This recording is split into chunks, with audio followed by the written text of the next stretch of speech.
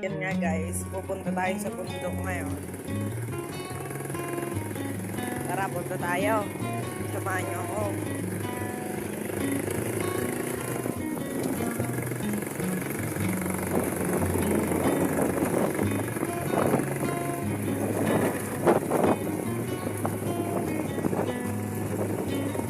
Paano? Medyo matagal-tagal pa ang biyahe natin kaya guys, papakitaan ko muna kayo ng kaperasong montage.